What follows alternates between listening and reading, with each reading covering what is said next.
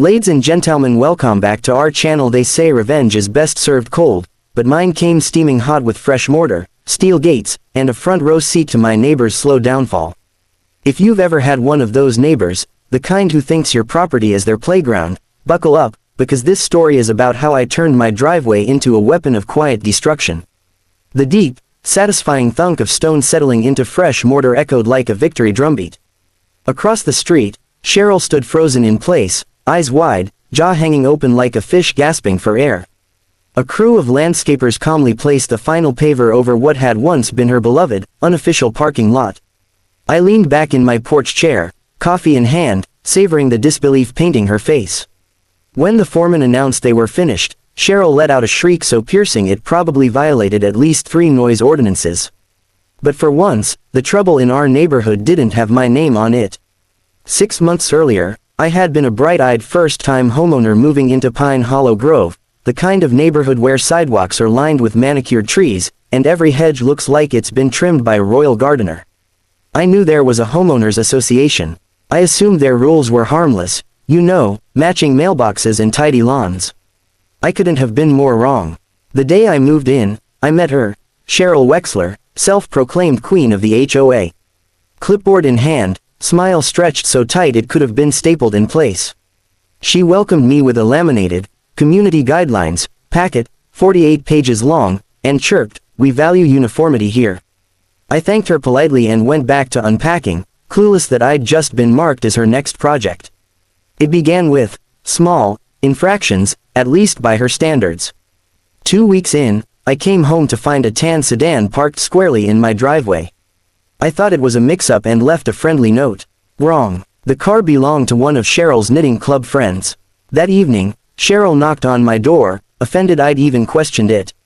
She explained, slowly, like I was hard of hearing, that her guests always used that spot because the previous homeowner didn't mind. I told her I did mind. She gave me a condescending smile and informed me I needed to learn how to be a good neighbor, complete with sarcastic air quotes. From then on, my driveway became the neighborhood's revolving door. Wine nights, tarot readings, brunches, every gathering of Cheryl's little empire spilled onto my property. Each time, I reminded her to redirect her guests. Each time, she pretended to agree. And each time, nothing changed. When I started leaving firmer notes on windshields, Cheryl retaliated by filing a formal WA complaint against me for creating tension in the community. Her friends on the board sent me a warning letter. My own complaints about trespassing, ignored. I tried subtle resistance. A private property sign mysteriously vanished within a week. A rope barrier was sliced clean overnight. When I raised the issue at a community meeting, Cheryl launched into a dramatic speech about unity and togetherness, while staring directly at me, framing my frustration as selfishness. The breaking point came on a Thursday drenched in rain after a brutal 12-hour shift. I pulled into my street and saw 3 cars crammed into my driveway, one blocking my garage entirely. Cheryl was throwing a jewelry party, and my home had become her valet lot. I sat in the car, watching rain blur my windshield, and decided this was war. I laid on my horn until Cheryl waddled out in a robe and slippers, accusing me of disturbing the peace. I told her to call the police. I'd love to explain my side. She muttered threats and scurried back inside. That night, dripping wet and furious, I scoured city ordinances, WA bylaws, zoning codes, and buried in the fine print, I found my loophole. Driveways were optional if you had off-street parking, and my garage already met the requirement. Cheryl's beloved community lot was legally expendable. The next week, I filed permits. The city clerk actually laughed when I explained. "That's one way to end a parking dispute," he said. Monday morning, right on schedule, the landscaping trucks rolled up. I timed it perfectly. Cheryl was home. Within minutes, she stormed across my lawn in leggings and a hoodie, demanding answers. I handed her the permits and calmly told her I was turning my driveway into a private brick courtyard. Her face went from pink to plum. She ranted about needing WA approval, but the landscaping clause exempted me. She threatened legal action, so I offered to call my lawyer. The crew worked for 3 glorious days while Cheryl tried everything: noise complaints, property line disputes, even showing up with a man in a cheap suit claiming to be her attorney. My real lawyer dismantled their historic use nonsense in under 3 minutes.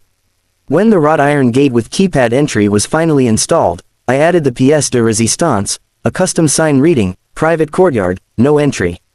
Violators prosecuted. I angled it so Cheryl could see it from her living room. Her social empire collapsed overnight. Guests now had to park blocks away.